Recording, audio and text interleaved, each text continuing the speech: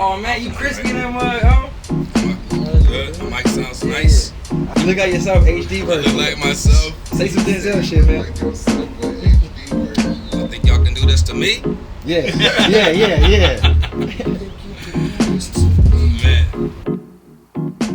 Alright. So I'll start with myself. My name is Omar. Father of 2 sons, ages 13 and 7. They'll soon change here in the summertime. How you doing? My name is Nicholas Quasi Herb. Nick is fine, Quasi is fine too. My parenting age is 8. I have an 8-year-old son. Shout out my man Panther. Peace, everybody. I'm Dante. Everybody call me Taylor. My parenting age is 18. At my age, that sounds funny to say. I'm 40, but What's up, everybody? My name is Ryan Stanley. I'm a girl dad. Shout out to the girl dads. Have an 11-year-old daughter. Also 5 angel babies, which are in heaven. So that's also special to me. Sweet, dope. So I'm glad we could be here, right? So the whole purpose for this was, honestly, it's June, right? It's the last day of June. A lot of things go on in the month of June, right? A lot of people celebrate anniversaries. So for those of us who may be married, right, sometimes, June is one of those months where anniversary takes a lot of shape and form and importance, right? As well as, some other things that we celebrate, Men's Mental Health Month, also knowing about Pride Month. There's a lot of things that oftentimes happen in the month of June. And Father's Day sometimes feels like it gets smushed right in the middle and it's here and there and it's gone, right? And so one of the things I thought was important was for us to have conversation just to continue to celebrate who we are as men as well as fathers, right? More importantly, to really have those discussions that we need to have, just kind of like have a kickback. So that's why I wanted to just invite you all and we had this conversation, just talking about fatherhood, kicking it about things that are important to us, that we don't always necessarily get a chance to talk about or people don't see us talk about. I think we do have conversations a lot, right? I think that's one of the biggest misconceptions is that we as men, we don't talk, we don't express ourselves. And I think the truth of the matter is we do so in our own various safe spaces in the ways that we do it, right? Centered around things that, we find common bond around. So the thing that we're kind of finding ourselves kind of commonly bond about around today is really just fatherhood. That's something that we all have in common. And so just thinking about the month of June and where we are, all the celebrations throughout this month, going to this beautiful summer. We just want to talk about that. So I guess my first question is, I'm interested in knowing, how was everybody's Father's Day? well, I can go first. I had a great Father's Day because I have a 3-year-old daughter. She lives in Phoenix. So since we're here on this platform, me and her mom broke up about 2 years ago, and since then we've been kind of estranged. Very bad way. So I've seen my daughter, maybe this is the 3rd time since then. And so I took my son with me, and that was just like a big thing for me to be able to spend Father's Day with them, be able to rekindle that relationship and get some repair with her mom. That was important as well. I think as fathers and as men in general, with the women, we have to just be a lot better. And so it was just important for me to get some repair with her, understanding, start to gain some understanding between the two of us where we at now in life, but more than anything, just trust. And that goes both ways. And so we made great deposits in that. And we've been able to keep in touch, and I've been able to be present for my daughter like I've always wanted to be. And so that was a major thing for Father's Day. So I got a great gift. That's beautiful. That's yeah.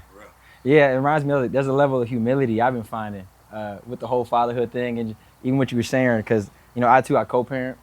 So, Father's Day for me is interesting because I think as men we're conditioned to not need credit. It's not really, it's never about the credit per se.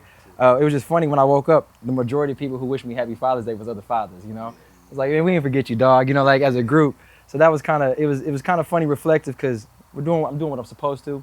But when I did get that happy Father's Day text from my child's mom, which happened later in the day, I could feel the shift in my mood, you know, because it is nice to be recognized, and it's almost Father's Day almost like a birthday in that sense. It's like an anniversary to acknowledge the work that was getting done. So just to get that simple text meant a lot towards that communication. So, you know, I appreciated that, and it started to set the tone for my day.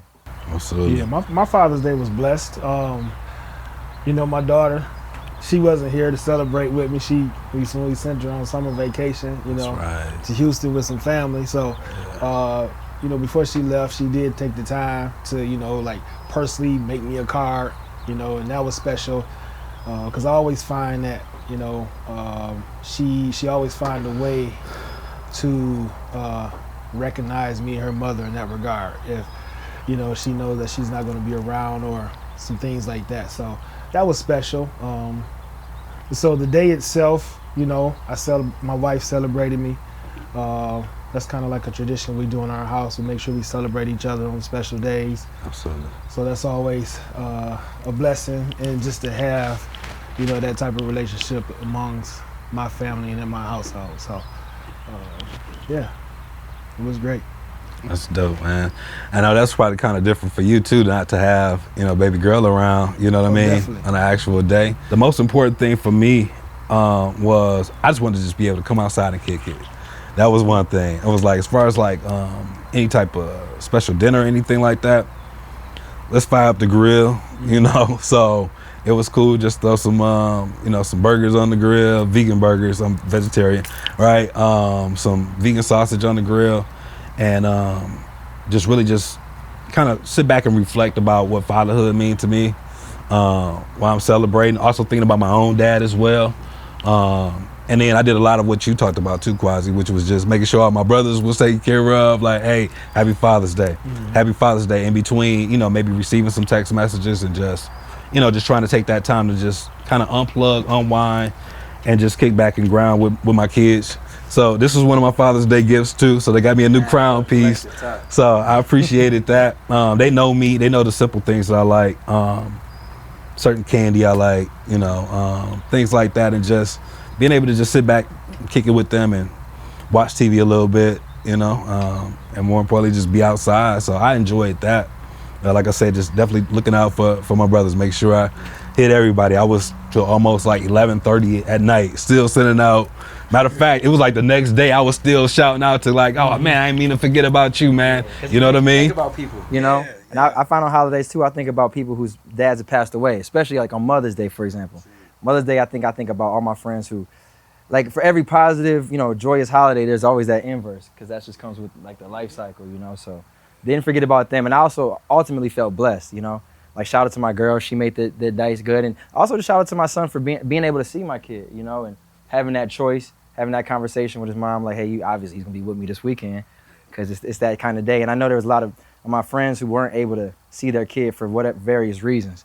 And that could have been a bittersweet day for them. So I didn't forget about, that I take all that into account, like you said. I think for me, like being out and all that time and like just enjoying the whole thing with my daughter. Like I had seen her. She 3, she talk a lot, she bossy. Like it's so many things that I kind of felt like I missed, I guess. You know what I mean? Like my other kids, I was with their mom the whole time she was pregnant, had the baby, you know, and even with her, I was there with her mom the whole time she was pregnant, but she had her, you know, it's just when things with us got bad and it got real bad in a way, like I missed certain pivotal moments of her, like just terrible tools and like just, you know, so I was a little consumed with that, you know what I'm saying, and having my son. So I reached out to my immediate people, but it was like I was kind of consumed with just this whole idea of kind of like getting to know my daughter again. You know what I mean? So taking in the moment. Yeah, it made me reflect on a lot, like I said earlier, about it as far as us as men and how we deal with the women. I just think that that's very important. Like you co-parent, so you kind of understand it can get delicate. Yeah, you know what I mean. Yeah. Those things can get delicate. You guys being married, you guys can speak to the other side of that, right. And how the journey to maintaining that relationship and that household and the what it takes to do that. You know what I mean? Yeah. That's the other side of it. Yeah. I think just how our community is and us knowing that there is a lot of co-parenting inside of it. We kind of see a lot of dysfunction in that. You know what I mean? A lot of times kids grow up in a dysfunction. Parents might grow up later. But the kids kind of, that's real. They witness that so early. It's like that already, you know. It becomes a norm. Yeah. And so, I'm just grateful with her that she got her own experience in life and her own childhood. And it's just, she's very dedicated to not having those blockages or those what I would call power outages when me and her talk. Because she understands what that did for her family. You know, the troubled relationship that her and her siblings do have with their father. You know what I mean? It's not his lack of presence, it's what came with it. You know what I mean? So that's power. It's not his lack of presence, but what came with it. Like you can be a father in the house and be destructive. Yeah. Okay. And he has his own life. I don't want to tell his story. I don't want to sit here and tell another man's story. Right on. You know what I mean? Right on. Just, as far as our conversation, that was just a big part of it. Yeah. Her understanding that what happened, the troubled waters that they had to walk, and her like she's like, no, but don't have to do that. And I was making that a reality with my behavior. You know what I mean? And that meant a lot to me, you know, because we're men and you kind of got to deal with that. Like, when those things happen to men, when it happens to a woman, everybody's like, it's always like a refuge for her, somewhere for her to go get refuge. And whether that's family, friends, whatever. But men, we're expected to do it ourselves. And so, in that situation, I was getting a lot of blame, a lot of finger pointing, and it was not a lot of understanding of what I was dealing with, in the sense of like, I had to figure out, there was nothing else that I could do but not have any kind of dealing with her, because she wouldn't allow me, it would never get past our beef. We could never get to what my daughter needed or wanted, or we could never get to that. That was a tough decision to make. That was hard. Yeah, it's an interesting point you just made about this idea of like the world not being able to. They don't hold it for men as much. Yeah. I know even in my situation, just to add on to what you're saying, I myself self-isolated as well. Like I took blame and accountability. It's not like you're taking a lot of accountability. And I took accountability with myself as if I should have been perfect. But maybe even personally, I didn't allow myself for what I was going through at the time. Like oh, you ain't have it perfect, but you wasn't a monster. Sometimes I look at my past self like, dang, I'm garbage. Like, you know, I can't believe I moved like that. Looking back now, I'm like, maybe I was going through stuff. Maybe I was also 24, 25 or whatever you are at the time. Maybe I was also trying to figure it out. Yeah. Because I think my first year of being a father was probably like my worst year as being a man. Because I was showing up for my son, I was going to work, but I was a terrible partner. So that kind of I put a lot on my mind, you know, and just thinking about what you just said. Like, how often do we give ourselves a chance to grow and heal at the same time, right? There's a little bit of, like, you don't grow without experiencing some level of tension, right? Some type of stress, something that is ultimately forcing you to grow, right? And I think for me, becoming a father definitely put me in position to make a choice about how I wanted to grow, right? That was the question. How do you want to do this, right? How do I want to grow? Who am I right now? Who do I want to be? Who do I need to be? Who am I becoming based upon where I am at this particular situation, right? So along the way, there's a lot of times where, you know, healing was necessary, just not necessarily because I got beat up per se, but just like the growing pains, right? The things that you learn, the mistakes that you make, sometimes the misconceptions about what manhood is, and what fatherhood is, right? Like it's a whole school every day, right? Like literally, like it's classes in session from the time I, wake up in the morning till the time I go to bed at night, right? I'm constantly learning something about myself as a man, myself as a father, and every other hat that I wear, right? And so it taught me a lot. It taught me about, really how to, because so much of the sacrifice is there, right? But also learning the importance of taking care of myself too, so that what it is that I think I'm sacrificing is worth something, right? And so for me, a lot of times what helped me to heal is honestly sometimes just sitting and I might just look at my kids, man. I just watch them sometimes. It's like, it's that constant reminder of, I do it for y'all. You know what I mean? There's so much that I do for y'all. Yeah, I have my own personal goals. Yep, I realize I have to do certain things for myself and I can't put everything on them. But at the same time, they do serve as a source of inspiration for me though, right?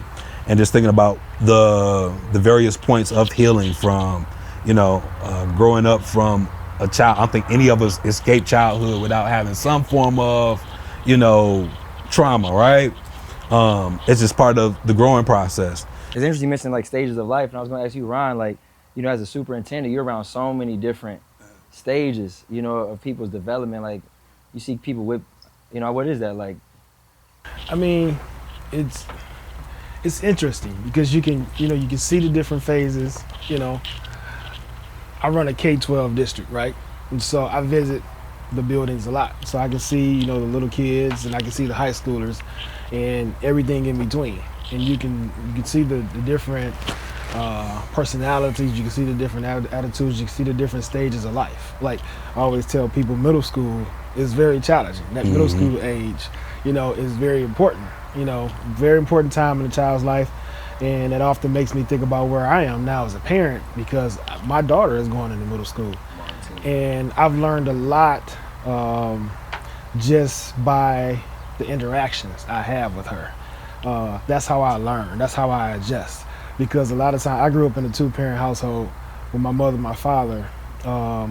So that's all I know. So a lot of my parenting characteristics and skills and traits I get from what I've seen growing up, but that might not always be right for my household and for interaction with my daughter. So when things come up or we have situations, especially her going into that middle school age, it's been challenging. And so I constantly have to adjust and, like Omar said, check myself to make sure that, I'm doing the right thing, making the right decisions. Was that the right thing to say to her? Did I do that right? So I'm just constantly backtracking to make sure, that I'm in line, so I can give her the right guidance that she needs because, it's a nasty world out here, right? True. We all know that. So we want to make sure that we guide them correctly. Girls will stress you out. Yeah, the girls is definitely, yeah. And I can only imagine what it's about to go to, at that middle school. So and I want to kind of like, it's like since we're talking about like the stages of life, and all of us are at different points.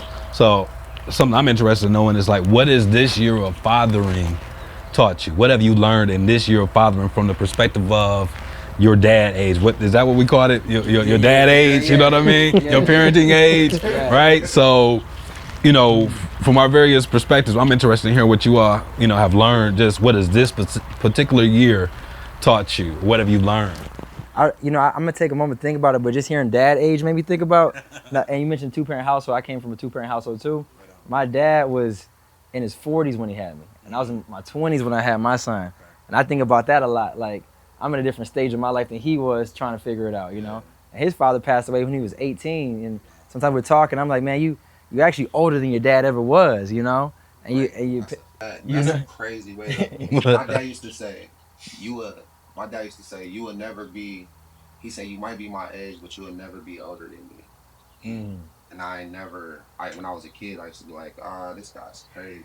When When I got older and I started having kids, it's like, like you would never be older than you. You would be my age one day. Mm-hmm. I'm gonna still be older than you.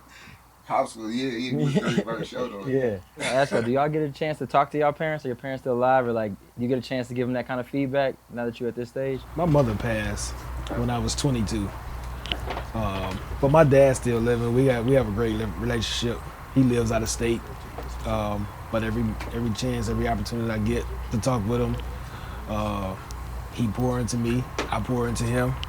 And so yeah, I think that's valuable, it's important, and it still helps me today, get through some tough situations. So yep. Yeah, I think that's key, and that's very important to be able to have. If you can have that type of open line of conversation and communication with your parents, right?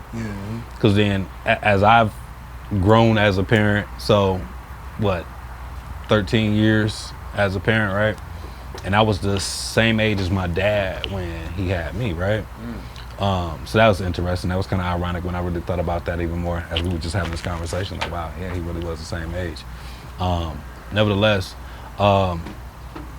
I see him different now too, because he's at a different stage of life. So 13 years is a difference for him as my father that's moved into elder years, right? Yeah.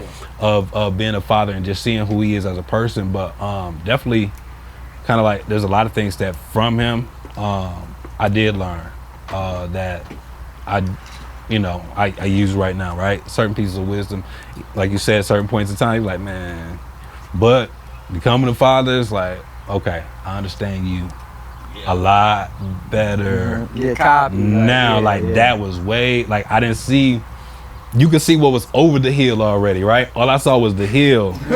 You know what I mean? Questions, right? Yeah, you know what I mean? Why can't I do this? Why can't I do that? So that's perspective, right? So, just giving honor and respect to fathers that are, senior to me. Like, I appreciate the wisdom that, and the conversations that we can have. My dad with my mentors, stuff like that. It's highly important, but I think those conversations help to continue making sure that we move forward as, just people, as culture. That's why we having some of these conversations too, right? So I think at some point in time, I would like to have some conversation with just like the senior guys, right? To really talk about their perspective and what, we're getting from them. Based on kind of how I kind of intro how me and you live, kind of the opposite. Yeah, that's crazy. Of their life. I kind of wanted to know. I kind of had a question I wanted to get them to kind of hone in on. I've been having this conversation with my son about how woman is going to be the best course of action and path of least resistance for him. In life. I like how you put that. So in other words, from us co-parents, man, how y'all do a decade plus of marriage? How you do this? Where does that? Hey, I can give a whole masterclass. You don't do a decade plus of marriage without going through some stuff, bro. Right on. Trust me. And so I've learned that there's a give and take on both sides. I've learned that it may not have always been good for me, just personally, but I've learned that I've had to constantly adjust and in some ways like diminish myself, in respect of what I want from my wife or what I want in that relationship. And it wasn't, a situation where, I was not taking care of myself, but it was just kind of like that sacrifice you make. You hear people say, you got to make sacrifices, or, it's you hear people say 50-50 or 80-20 and stuff like that. I mean, all that stuff is garbage because it just depends on where you at in your marriage. Depends on where you at in your relationship. Sometimes you might have to give 100% and your spouse can't give nothing. It might be vice versa, Sometimes it might be 80-20 the other way. It just depends on where you guys are. And I think the things that you go through, it really depends on each person's character and what they can deal with. You know, you have to hear the phrase about, oh, you bend but don't break, things like that. It really comes down to you being able to get to the root of the issues and the problems that you have. And sometimes the root of those issues and problems is not really what you guys both think it might be. It may go deeper than that. Sometimes you might, there's some issues that me and my wife had where each one of us had to dig way back to our childhoods and just figure out, okay, what's really going on here. And so I think the more you talk, the more you communicate, that's a true statement there, communication. Yeah. Because sometimes we get into relationships and we get into marriage and we just think like some things should just be normal, right? Everything is not normal. Like, what is a traditional marriage, right? Right. What is that? What is it? Like, is it not having friends outside a relationship, right? Is it not, you being able to have the freedom and the liberty to make your own choices, even if that's infidelity? What is a traditional marriage? Like, we never talk about that. We just assume, right, that this is how it's supposed to be. And so when those problems come, right, then you don't know how to deal with it because you never talked about it. Yeah. So communication, when they say communication is key, that is really the key. But you have to understand how to communicate. And you have to understand the things that's important to you and your spouse, and what's valuable in your relationship. It's almost like a computer that's reset. You have to constantly reset because, like, I've been with my wife for 24 years. We've been married for 18 years. And so that girl that I fell in love with in high school is not the same girl I married in 2008. Right. And it wasn't the same woman that I knew when we started losing our children in 2015. Yeah. In 2022, to now, she's a totally different person that some days I may not even recognize her. No. So I constantly have to reset, constantly have to relearn who she is. And like you said, you have to meet them, and this goes vice versa. You have to meet each other where y'all are because y'all constantly changing. Right. So. And what I hear so clearly in my head right now in this moment is the man who thinks he knows something knows that he knows nothing at all. Yep. Thank you, Erica. You know what I mean? Just that on and on. Like, and I think that's kind of like what I hear you saying in that too, right? Like, getting to that point of humility, making it just like a way of being, not I'm gonna be humble, right? Sometimes we think, all right, I got 5 minutes of that, right? You know what I mean? Like, for this next 15 minutes, I'm gonna be real humble. You know what I mean? But my humility, though, does have an expiration date, right? But the further I go on a journey, the more I realize that you have to embody that, right? If I know anything, and just waking up, like that constant reset. They're growing, she's growing, I'm growing, different parts of myself are blooming. It's like a flower, right? You see one day, and I just had this experience, like right now, like the lilies growing. So one day I'm seeing them, they're green buds there, right? And then I start to see a little orange on it the next day. And when I walk out the house the next day, it's in full bloom, right? And that's what's happening with us all the time. We're constantly kind of like blossoming, right? It's kind of like the fireworks show. We getting ready to kind of like, there's really no grand finale. Like, this thing don't stop. There's something new to see all the time. And the best way for me to kind of like take it in and be a decent father, especially from that mom's perspective, is to have that communication and being open to the constant ever flow of change that's happening amongst all of us. Even with the kids in different stages. That causes me to have to pivot how I move, right? How I see things, that changes. Who she is, right? I have to kind of pivot. The way I explained it, and actually just did a wedding last week, and he had a conversation with, it just kind of happened naturally, and it was like about 4 or 5 different couples that we were all just sitting around, and we were just talking, and something that came to mind is it's a dance. I look at it like it's a dance. It's a constant dance. You're constantly moving, and you got to know who you're dancing with, right? So you got to know them. You got to know you. You got to know you can't do that move, Tito. You know what I mean? You got to know how she feels, how, you know, the kids feel, you know, all those different things you have to take into account. And it's a constant dance. So if your toes got stepped on last time, it's like, how do we get in sync? So, because it's coming back around, and when it do, I'm not getting my toes stepped on this time, right? How are we gonna do that? You gotta talk, you gotta feel, you gotta, you know, and that some stuff just comes with repetition, it comes with time.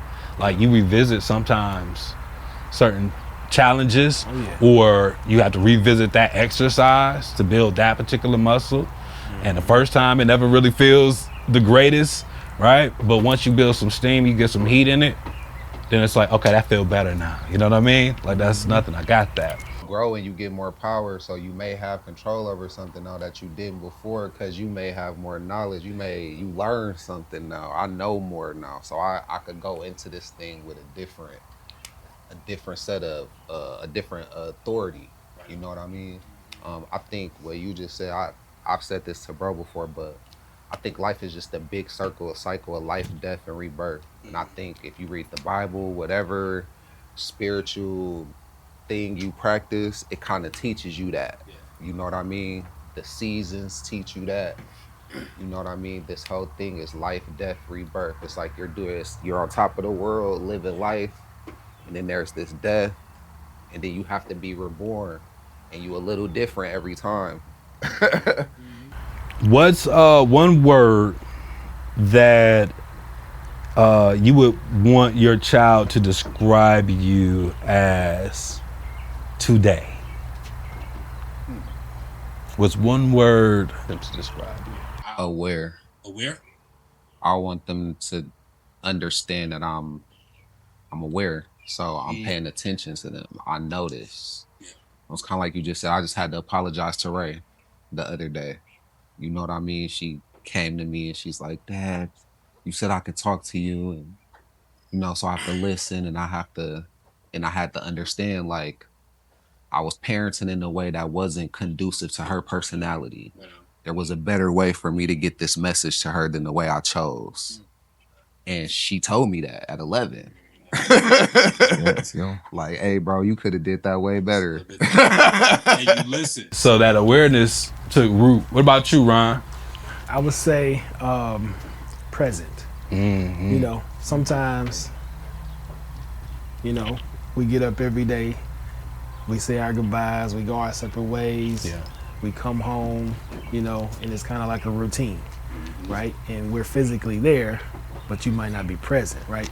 Are you sitting down, you know, with your kids or with your child doing homework? Are you talking to them about their day? Are you, you know, just getting to know who they are? You know, so that more than anything at this point in life, that's what I would want my daughter to understand and describe me as, is that I'm present. That's dope. What about you, Quas? You hear one, be like, dang, oh, that was a good one. Present is a great one. Right? Yeah, that is. Yeah. I think for me, for what I would want my son to describe me as is great. I would really, because one, good is the enemy of great.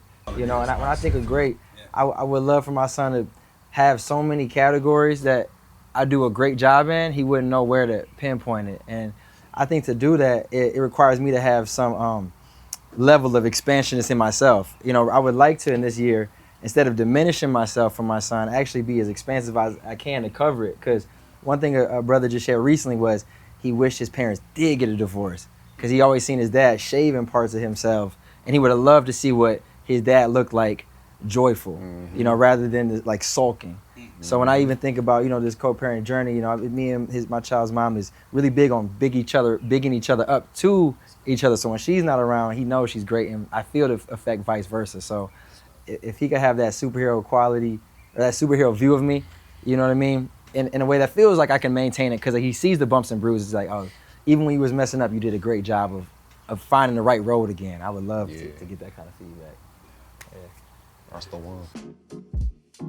So what's next? How can we find, you know, the next thing for people to kind of engage with this work? Engage with Dad Energy, which is part of Full Circle Doula.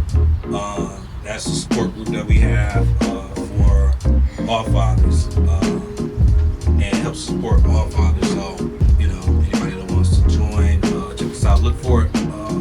Follow the Full Circle Doula Facebook page as well as Instagram page. Have more information there.